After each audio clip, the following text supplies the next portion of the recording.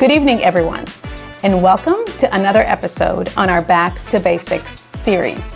Today, we are focused on Sabbath, and I have invited my very good friend, Elizabeth Grady-Harper, to join me in this conversation.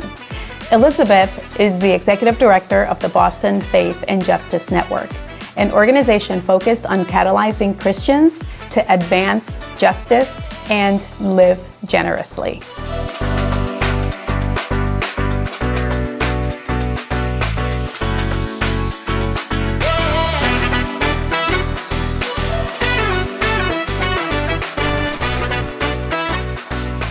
So Elizabeth, I'm so excited to have you back on the program. Before we get started and on our conversation on Sabbath, could you just let our audience know a little bit more about the Boston Faith and Justice Network? Sure. So BFJN has been around for almost 20 years. We're actually celebrating our 20th coming up soon. Congrats. And our mission, as you articulated, is around generosity and justice. So it's how do we follow Jesus with our money? How do we follow Jesus with our resources? And how do we build a world where everyone can thrive? And so it's a lot of discipleship. It's coming alongside people with resources, like our book clubs, and service projects and things like that. What does it look like to live out the calling of Jesus? And actually, I'm glad that you pointed out this book, because I came on board to reading this book by joining Elizabeth's book club, Sabbath as Resistance, and we have read, last time Elizabeth was here, I don't know if any of you will remember, we were discussing Christians in an Age of Hunger. Yes. Again, yep. Again, all of these books are in line with what the Boston Faith and Justice Network stands for. And so, but today we are focused on the Sabbath. And so I want to guide us through kind of a series of questions because of the series that we have been going through, focused on the Bible, focused on prayer, focused on fasting most recently, and these sort of basic Christian disciplines that I find are extremely important, and Sabbath being one of them that seems to be a neglected discipline nowadays. And so I want to get us started with the first question that I have here. So Elizabeth, why do you think Sabbath has largely disappeared or weakened in modern Christian life?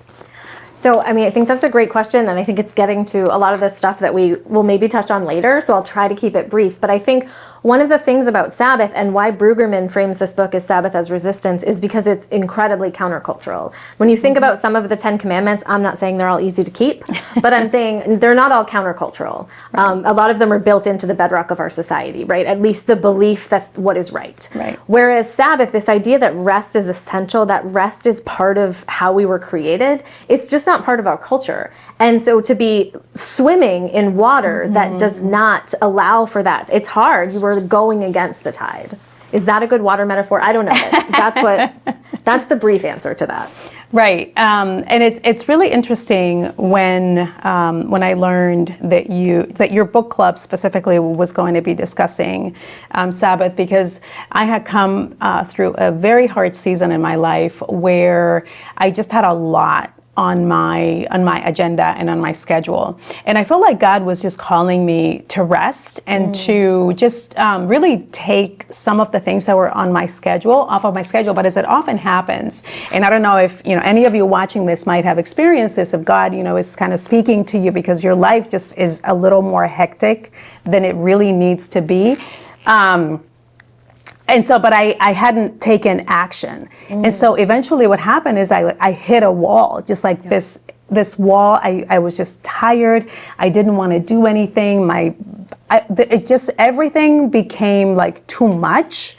And so I feel like so many of us are in that space, and yet we don't recognize the importance of taking time off and giving ourselves that time that we might need, that our bodies might need, that are just psychologically we might need to rest. Right. And so I think everything you just said regarding Sabbath is hitting home, because I went through that period. So I actually tend to be more intentional now about taking one day a week, and for me that's Sunday. So I love that. I love that. But let's take a look specifically at some of the biblical foundations of Sabbath. And so, what do we learn about Sabbath from creation before the law is even given, right? On Genesis 2, we hear that God rested on the seventh day. And so what do we learn about God and rest from Genesis 2? Yeah, so that's a really great point, because when I first started saying, I went right to the Ten Commandments, right? But actually the precedent for Sabbath does come right in creation. God rested. And so I think that rhythm that God created with creation and rest is one that we're meant to emulate, right? Because we are following God. And if God rested, I mean, that's sometimes what I think. If God rested, God didn't need rest, right? God was already creating this pattern for us. And then if you fast forward into some of the biblical law, so there's 2 sets of 10 commandments, may or may not know, like it's in Deuteronomy and Leviticus. They're not exactly the same too, check it out. And even the reason for the Sabbath is a little different given in each one. And I know we're not diving too deep into that, but this idea of imitating God and also trusting God, like those are the 2 foundational things around Sabbath. And I love the way Brueggemann talks about it as the 4th commandment. It connects both. Right. The commandments, the initial commandments about our relationship with God and our relationship with the world around us, how Sabbath is like the linchpin. And that's one of, I think, the really foundational truths that he gets at that I hadn't heard anywhere else. Yeah. And how is that, just to kind of dig in a little bit deeper on the fact that Sabbath is that 4th commandment, what is the role of Sabbath as that linchpin? Yeah, so I think the way, and Brueggemann does this much more thoroughly and articulately than I will do, but this idea that the first commandments are about God. No other God before me. It's worded differently in both of them. No idols, and those things in the first ones. And then the next are, no murder and no envy and no adultery and those things. And so he talks about that as how Sabbath is what allows us to be in both relationships, to be right in both relationships, that rest, that imitation of God and that trust in God are absolutely key to how we live out the commandments as we're given them. Yeah. And then I wanted to kind of stay in the biblical foundation of Sabbath. So Sabbath is one of those 10 commandments, as we just said, and is the linchpin between our relationship with God and our relationship with others that's based on this rest and this trust, right, in God. And again, too, I think as it relates to our relationship with others, Brueggemann makes this point, as we had discussed, the fact that rest for us is also this idea of rest for the other, right? Because so much of our culture is about production and productivity. The justice that's implicit in this idea of rest, that's both for us and for everyone around us, right? And so, but why is it that we often treat Sabbath as optional? Yeah. Why is it? Why is that? Because I think you're absolutely right. We do that, and I am for sure guilty of that. And just want to be clear that I am not someone who's like, I have figured out Sabbath. Let me tell you how to do it. I am someone who recognizes the vital importance of this and struggles to honor what I believe to be true about how God created me and the Sabbath. And so I think one of the reasons is what I said initially is just it's not our culture. We live in an extractive, materialistic, consumer-driven culture where what you produce is what you're worth. And so when you stop producing, where's your value? When you're still, what are you offering to the world? I still remember, and I often tell this story, and I'm not intending to get political, I'm just 9/11, I was in law school at the time, so I was a young adult, and I still remember those feelings and how horrible that was, and the sky is falling and all of these things, and looking around and wondering and looking for an anchor. And it must have been just a couple days later when the President of the United States came on television to speak to the American people to address this fear and anxiety and this what is happening in our world. And the thing that he told us to do was go shopping. the thing that was going to heal the pain and the hurt and the horror of 9/11 was stimulating the economy, because that is what mattered. And that just struck me, even as like a 20-something-year-old. I was like, that seems not right. And I didn't necessarily have an articulation for why, but like, this is why. Because when that is where our value is, when it's like, well, this horrible thing has happened and there are 100 different directions our society could take it, where we're going to take it is consumption. What you consume shows your value, and what you produce shows your value. And it's like, so as Christians who believe, even if we really come to the fundamental and theological belief that like, yes, Sabbath is really important, and clearly this is what God is calling us to, it's hard because our world does not Sabbath, and it does not honor us for Sabbathing. And when I say Sabbath, like, I'm meaning resting. I'll just say resting so I don't sound like, and so that's hard. And especially I think we found, and we talked about this in our book group too, if you're not part of a community that values Sabbath, it's just really hard. Like try to raise your kids without screens. If they don't have friends without screens, all you hear is everybody else, everybody else, everybody else. And that's not less true for grown-ups. It's harder for us to do something that's supremely countercultural if we are not connected to other people who are doing it as well. And I think so much of what you say is true, because particularly 9/11, it's so funny that you mentioned that, because it brought me back. Obviously there was such a traumatic, experience that we who were, old enough to see it on television or to hear it on the radio or to know what was happening, It's something that we will never forget. But I do remember that specific kind of call to action for people, and I do remember having that sort of same reaction. He wants us to go shopping and to stimulate the economy, obviously, because that did impact, that event did impact the economy in a very negative way. And so it was like, okay, let's get everybody shopping again and, keeping the economy going so that it doesn't impact us. But that's very true about how we get our worth as human beings from what we produce. And oftentimes our identity is tied up in what we can create or produce.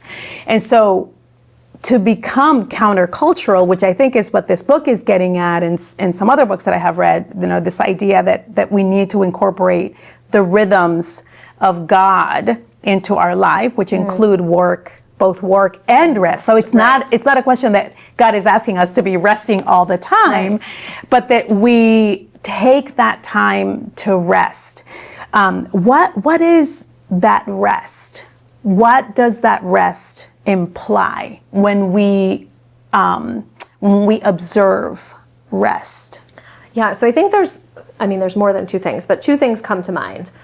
That when we choose to rest, first it's the outward idea that we are demonstrating both to ourselves and to the world around us where our trust is, and trusting not only that God's got us, but also that He created the value in us that is not dependent on what we're producing. So that's the outward piece. But then when we rest, it's not just a show. It is what we need in our bodies and our minds and our spirits. So it's a pause. It's a holy pause. It's a sacred pause where I think, and I'm not saying you get holy revelations every time you're resting, but how much silence, how much quiet, how much stillness do we have in our lives? Have we allowed any kind of rhythms? And I think Sabbath rhythms can look different. Because we all lead different lives. And I think the important thing is that you have it. Not that it looks exactly like that yours looks like mine or mine looks like yours or whatever, but that we recognize its importance and then we take the step of incorporating that into our lives. One of the things that's really I've said this in the past on the program, how a lot of the things that society somehow catches or begins to prioritize in a way are things that God had already talked about. I find so much of these sort of new trends that start kind of coming around and recognizing certain things about what we might need. I'm like, okay, God already put Sabbath in scripture, but we do see a lot of emphasis now on the meditation and time away from the screens and giving yourself like pauses in your schedule, either, full day pauses or what have you. But I do hear more and more different kinds of people talking about that and the importance of it, both like emotionally, psychologically, for your brain, that actually your brain is more creative when you're not constantly doing something, that you get all of these ideas, all of the stuff that's happening psychologically. And so, and yet,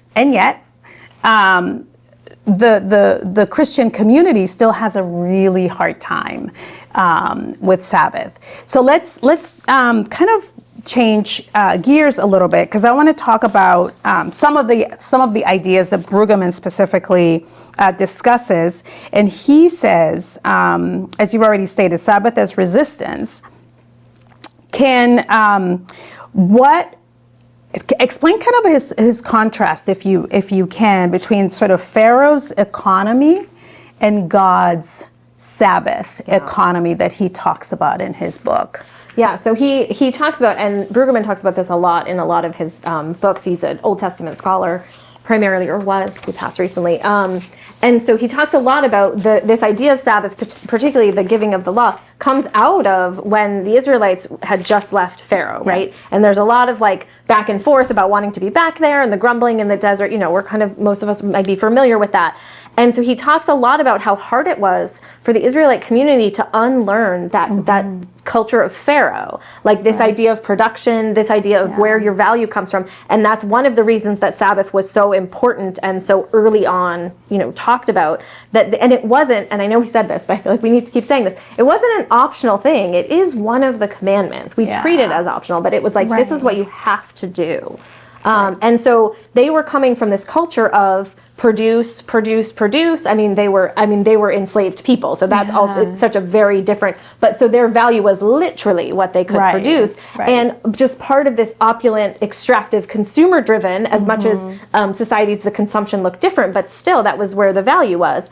And they were coming into this world that God wanted them to build, wanted to be that city on a hill that was different. And so where they found their value and where their trust went would to be demonstrated by this rest. And so you see the cycles of rest in other parts, right? The rest for the land, the 7 years rest, and then the Jubilee rest, which I just read a really great book called Jubilee Economics. I'm going to recommend it. I had the author on our podcast, and the way she talks about, because we often learn, I don't know if you've ever learned this, but that the Israelites didn't actually ever practice Jubilee. There's no I have heard that they've never practiced. Now, she suggests that that's not true, that new anthropological evidence suggests that not only did the Israelites probably practice it, but that it was also practiced in some surrounding cultures. It wasn't completely different. And then like this idea that like, this is how human beings are created, and when we're listening to the spirit within us that tells us how we're created, we're doing these things. But it's so hard, especially if you just, late stage capitalism does not make space for this. It was hard in an agrarian society. It is exponentially harder in our world.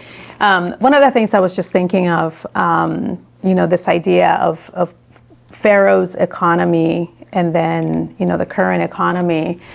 So, and I don't think I'm making too much of a big leap here to frame what he's getting at, is that we are actually slaves in our culture, because we are slaves to that production where, what we produce is how we get meaning. And so because that's how we get meaning, then we need to continue to produce. And so we are slaves. I'm a slave. I don't put myself outside of that, because it's hard to Sabbath. I've been trying to do it, but it really is hard to be able to set aside the time to just trust in the Lord. But that we are actually slaves, right? Yeah, I think you're right. Our economy, or the way in which we find value, and the way everything is set up is so much more pharaohic than it is, a theologically like God-centered society. Obviously, we know that we're not that, but like when we're like, oh, look at Pharaoh, look at empire, like, no, we are living in empire. Like this is empire here, and we are. We talked about it in Rich Christians in an Age of Hunger. The multi-billion-dollar industry that is advertising. Yeah. And we are so much more inundated than any generation before us with all of these things telling us we are not enough, telling us what we need. And so in order to get that, first of all, that's the consumption piece, but then there's also the hustle piece, because I'm going to need an extra job because I need a 23-step makeup routine or skincare routine. My 16-year-old daughter, whose skin is perfect, or my 67-inch TV. It's like I need all of these products. And so that is so much just the air we breathe. Yeah. And so it takes so much intention and so much resistance to not live like that. And I think I was just thinking when we were talking about resistance, like, so he talks about this broken down, and so it's resistance to anxiety, resistance to coercion, resistance to exclusivism, and resistance to multitasking. And so he breaks down sort of each of those things, the way in which our society makes us anxious, makes us, is coercive, is exclusive, demands multitasking. Right. That one was convicting, right? Like just this idea that, God forbid, we do one thing at a time. Right. Like, what are you doing? Lazy. And so, that it requires active resistance, because it is not the way this world is built. Right. There's something interesting, the Brueggemann gets at. And because, as we are saying, Sabbath is not optional, guys. So first of all, that's like, I feel like that's the thing that we need to understand as believers. Sabbath is not optional for us. But what are we saying about God when we refuse to rest? Right. What are we saying about God when we refuse to rest? Let's kind of unpack that a little bit, because I really would love to just consider that the lack of trust, right? And God calls us, right, to trust Him, to pray to Him, to rely on Him for everything that we need, right? The lilies of the valley, right? Everything that we need. And Jesus kind of reiterated some of these things. But what does it say when we refuse to rest, to accept that invitation from the Lord? Yeah. So I think two things. I think one, it speaks to, where we are placing our value in a place that's different, where God places our value, right? God created us in His image. We, from minute one, are valuable and are a child of God. Yeah. And that's, our value comes from that.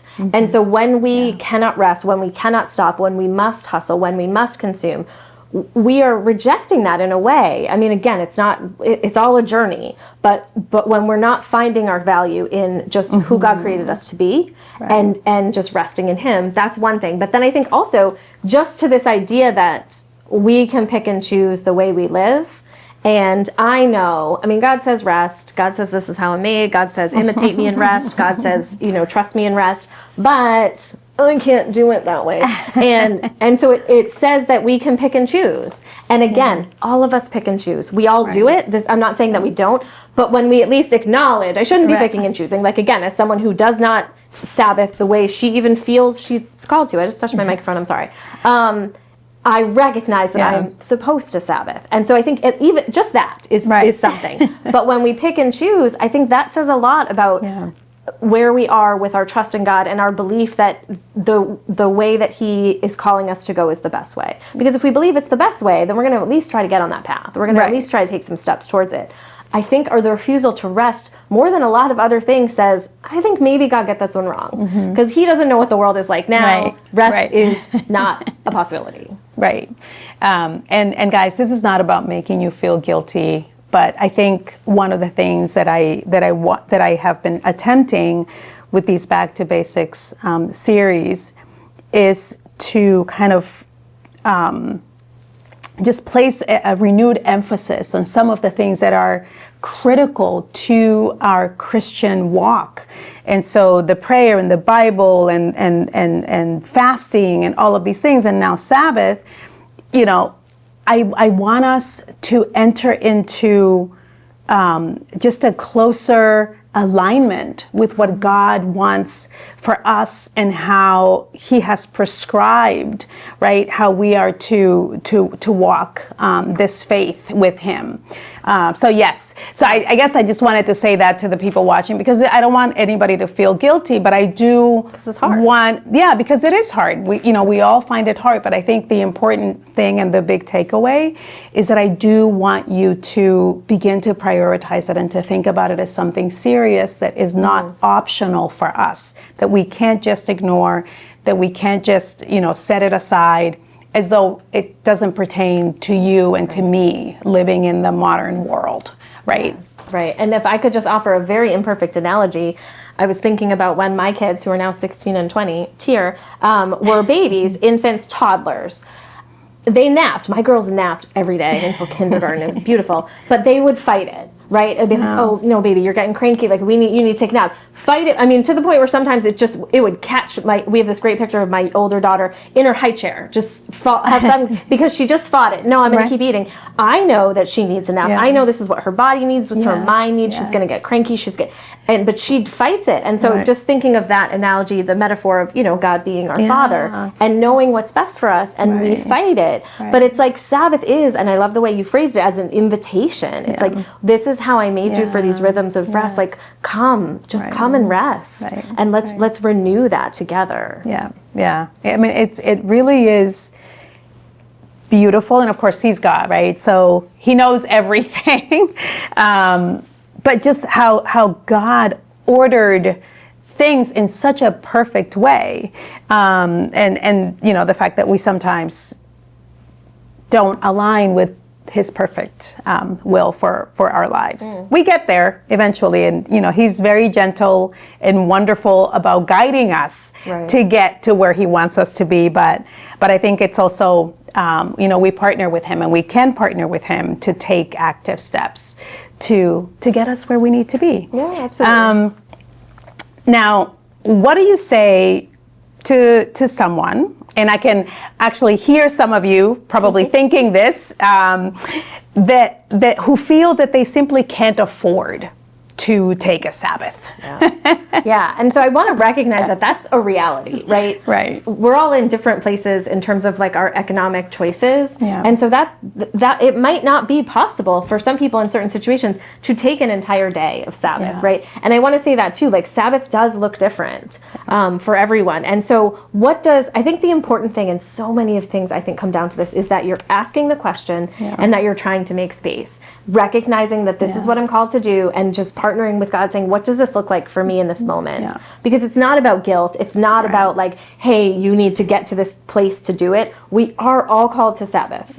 And so that is a command. However, your situation is your situation. So what does that look like? What could it look like? I think that's the question you start with. Not like, well, I can't take an entire day. Okay, what would it look like for you to find rest? What does a rhythm of rest look like for you in a realistic way? And I think all of us need to start with that realistic, because if some people who are like, especially super hustle culture, they're like, oh, I'm gonna start with an entire day. That's probably not gonna work. You probably need to start slower, and I think it's better to do something realistic and build up than to start big and not be able to follow through and then just give up. Right. So what's a step? I think for everyone, what's a step we can take that brings a Sabbath rhythm into our life? Just one rhythm. Yeah.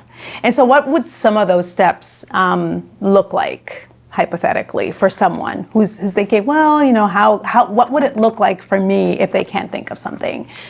Yeah. So I'm really big on journaling. And again, it's more in theory because I'm not great at it. Or just writing stuff down. So I would say start with 5 minutes and consider what's restful to you. Because something that I might find restful, you might not find restful. There might be someone who's like, what's restful to me? Running. No, if you see me running, run as well, because there are zombies behind me. No, running is not a thing for me. But so what is restful to you? What brings you joy? And then where is there space in your schedule already? And I'm not saying we don't need to make adjustments to our schedules, because we probably all do. But where is there already some space where you could do the thing that's restful and the thing that brings joy? So just something. Make a start and be committed to just another step and another step. I think that's the way to really build those Sabbath muscles, which are probably atrophied for a lot of us. And so I want to sort of kind of affirm what you have just said, and also kind of to describe a little bit what I read about in John Mark Comer's book. The Ruthless Elimination. The Ruthless Elimination of Hurry, Love. and how he talks about Sabbath. So some of the things that he mentions in the way that he Sabbaths, because Sabbath is really one of the other ways that I've I think he describes it, is really about us enjoying the things that God has provided to us.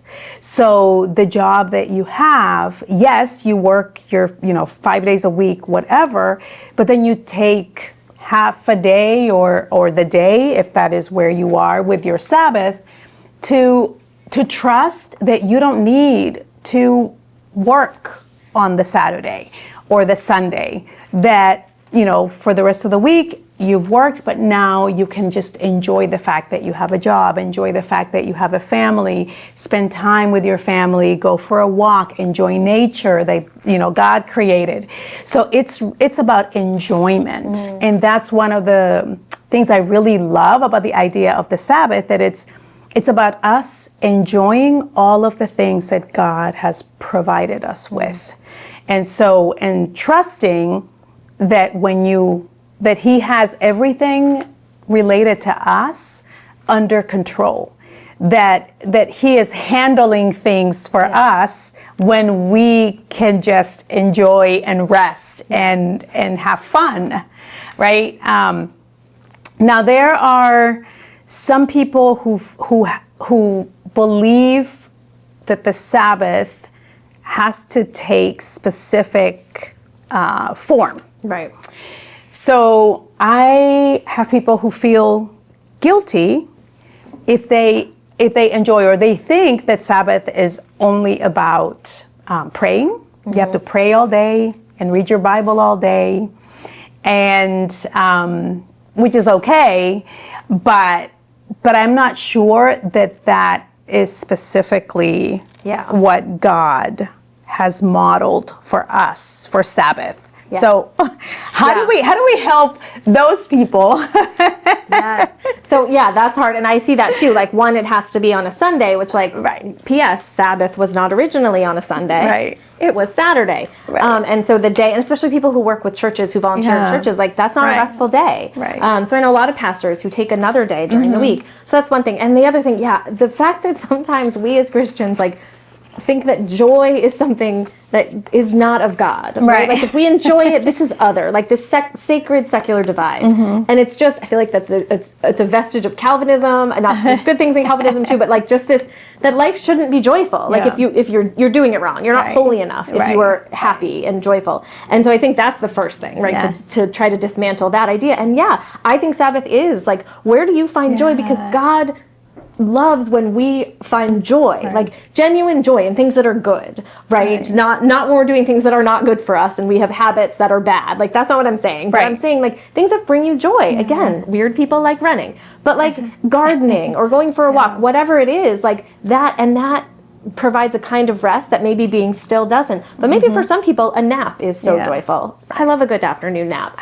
And so so I think it's to hold loosely what it looks like and allow it to be who you are and how you've been created. And that's unique. And that's why, again, it's about asking the questions and engaging in that sort of self-reflection and conversation with the Lord. What does it look like for me to Sabbath? Yeah. No, I mean, it's one of the things that really resonated with me in John Mark Comer's book.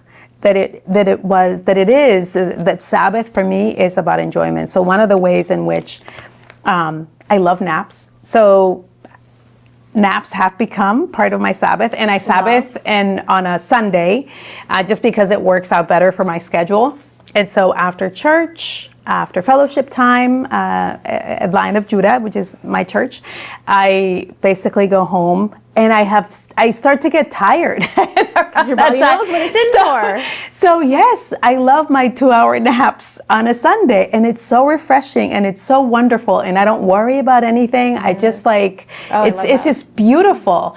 Or I might, schedule time to hang out with my family, to go out to eat, to spend time, having lunch together or something. But just whatever brings me life and joy is what I do, honestly. Or sometimes I might schedule lunch with a friend that I haven't seen in a while.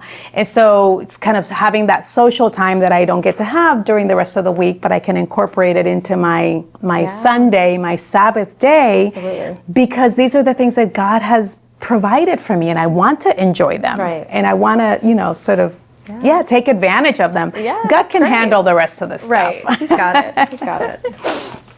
Now, let me sort of continue in that vein regarding Sabbath and and the what it means for us to Sabbath in the 21st century. And so, what kind of people do we become without those kind of prescribed rhythms of rest? Yeah. What happens to us? Because if we believe that for us, for people in general, but particularly for those who believe in Jesus, right, who are Christ followers, that Sabbath is not optional, then what happens to us when we resist that call to rest? I mean, I think the short answer is we become very indistinguishable from the world around us. Yeah. But I think a way to look at it is like, what would happen to us if we stopped reading the Bible? Yeah. What would happen to us if we stopped praying? Yeah. Right? These are essential parts of how God created us and how He created us to be in relationship with Him, as is Sabbath. And so I think the ways in which not resting, not having a Sabbath harm us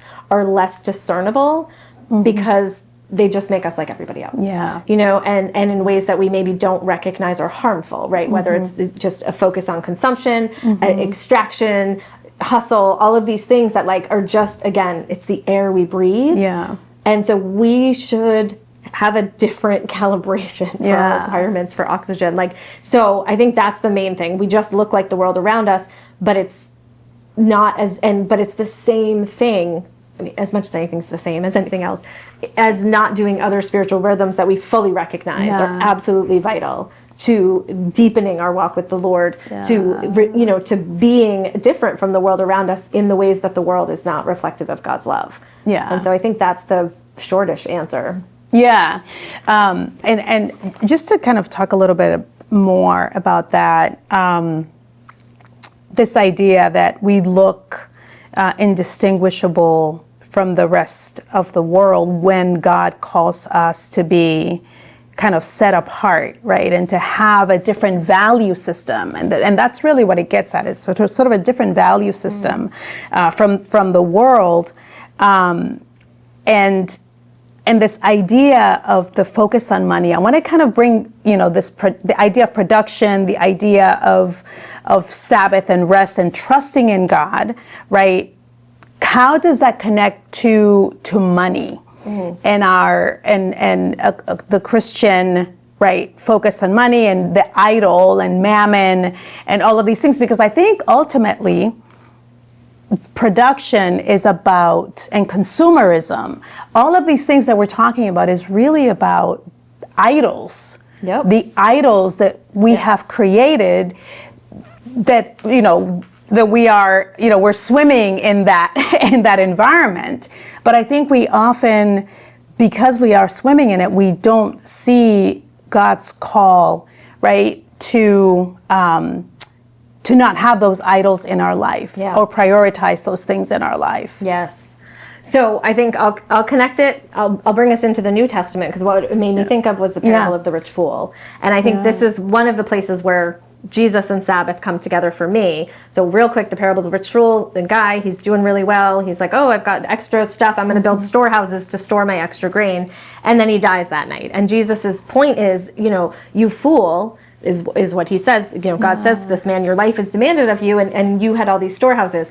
And so I think from an American perspective, it's like, when I talk about it, I want to reframe the parable as the wise investor, because that's how we would look at it. If we didn't have that title ahead of it, I swear we wouldn't know that he was going to be the villain of the story, because it's like, well, he had extra. Right. He's putting it away. He's storing it. And this was their money, I think, is also important correlation, right? Like there wasn't cash exchange the way we think of it today. And so he was storing it up for later. Right. And that showed, first of all, where his trust was, right? That he's going to need this, but also what he valued. He valued having and holding, right? And so after this is when a lot of famous verses happen, the do not worry about anything, and the where your treasure is, there your heart will be also. And so I think that's such an important Sabbath verse to me, because what we treasure, what we value, shows where our heart is. And so Sabbath is a way to demonstrate to the world and to live in truth that our value, our treasure is in our identity in God. And it's not in how much grain can we put in the storehouses, how much money can I have in the bank, how many different hustles can I have going so that I can make sure I have that really, really thick 401k. And I'm not saying any of those things are necessarily bad on their own, but if that's where our value is, if that's where our priority is, that's what God has an issue with. Yeah. Elizabeth, I think we're going to end it there. All right. That was a perfect closing to our discussion on Sabbath. Okay. So I hope if you are not practicing Sabbath that you will prioritize it to this day. I think God is calling all of us to enter into that period of rest and trusting in Him. Thank you so much for watching, and I will see you next time.